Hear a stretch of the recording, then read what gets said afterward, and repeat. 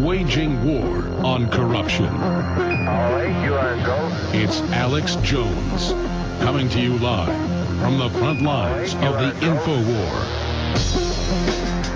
Well, the Federal Reserve signaled a few years ago that they were going to start accelerating the monetization of debt. And I can think of no better expert to have on than somebody who's been listed by Forbes and many other publications as one of the most 10 most influential economists in the last 100 years, Dr. Paul Craig Roberts, former head of policy at the Treasury, father of Reaganomics, Wall Street Journal editor, formerly best-selling author. And let me read a few of these headlines before we go to him.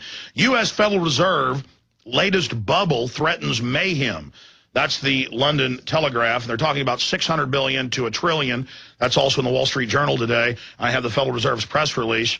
And you notice the 870-something billion for the bailout, that turned into trillions, according to Bloomberg. Here's another headline from Infowars.com. The Fed no longer cares about hiding the fact that it's killing the dollar. There's another great report from the economic collapse up on Infowars.com. 9 reasons why quantitative easing is bad for the U.S. economy. Buckle up and hold on. A new round of quantitative easing is here, and things could start getting very ugly. Yeah, look at gold and silver and oil and other commodities shooting up. And it goes through these 9 issues. Quantitative easing will damage the value of the U.S. dollar. That's number 1. Inflation is going to hit already struggling U.S. consumers really hard with higher prices. Number 3, once an inflation spiral gets going, it's really hard to stop. Number 4, inflation is a hidden tax on every American. Number 5, the solution to the housing bubble is not another housing bubble. Number 6, more quantitative easing threatens to destabilize the global financial system. They even had a Federal Reserve board governor from Kansas City come out and vote against it, saying that. Number 7, quantitative easing is an aggressive move in a world already on the verge of a currency war. Number 8, quantitative easing threatens the status of the dollar as the world reserve currency. Number 9, it's going to become more expensive for the U.S. government to borrow money. It's just incredible to see this thing accelerating. So I want to get Dr. Paul Craig Roberts' take on that. Dr. Paul Craig Roberts, thank you so much for joining us. Hello, Alex. Good to have you here joining us via video Skype from your home. Dr. Roberts, break down what's happening with this QE2 and what this means to our dollar.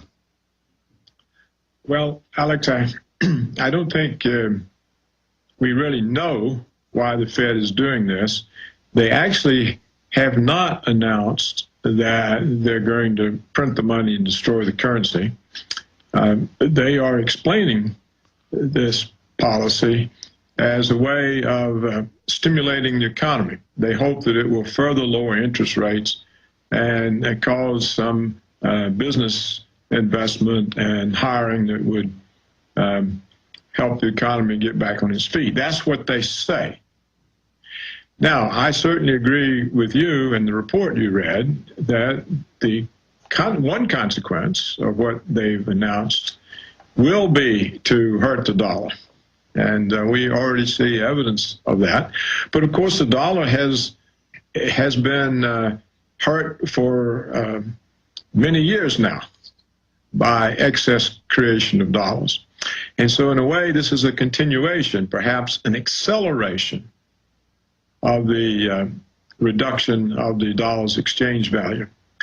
If we think about why the Fed is doing quantitative easing, one possible explanation is it's got nothing to do with an economic rebound. They're not really focused on bringing the economy back. They're trying to find a way to finance the massive budget deficits. You know, how do you finance a $1.4 trillion budget deficits when there's no American savings to buy the bonds?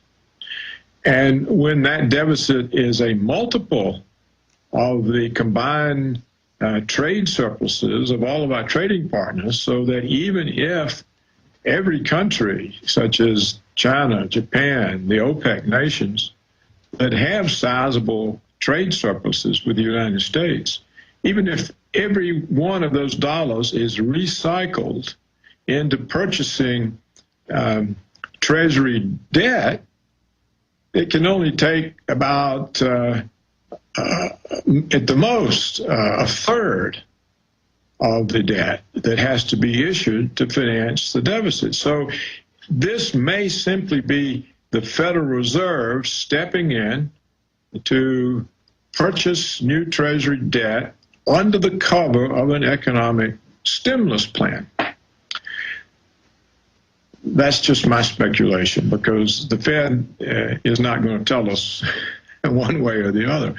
Now, the consequence is that there's tremendous buildup of excess reserves in the banking system. And under normal conditions, this would cause a massive inflation.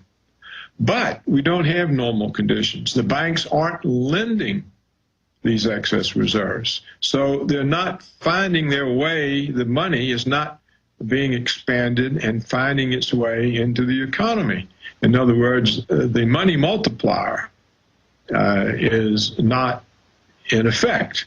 The banks sit on the reserves and are basically, I think, trading their troubled assets to the Federal Reserve for new bank reserves, which they themselves can then use to purchase new Treasury debt. So it might simply be a scheme of financing the budget deficits.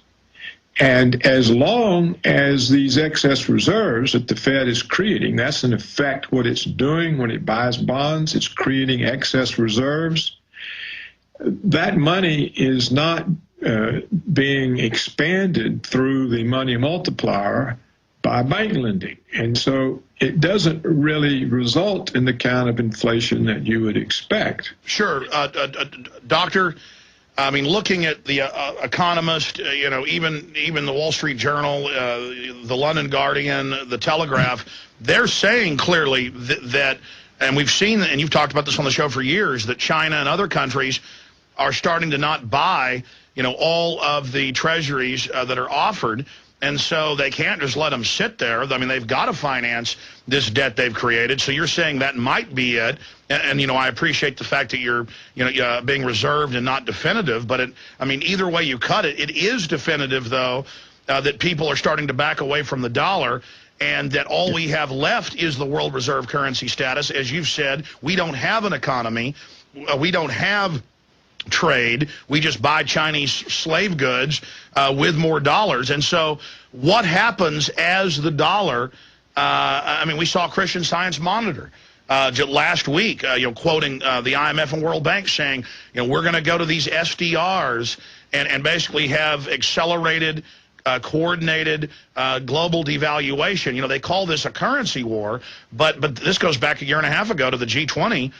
But correct me if I'm wrong, but they just openly stated that they were having this coordinated global devaluation of currencies, and I guess is some way to try to hide the fact that all major governments are doing this, being led by the United States.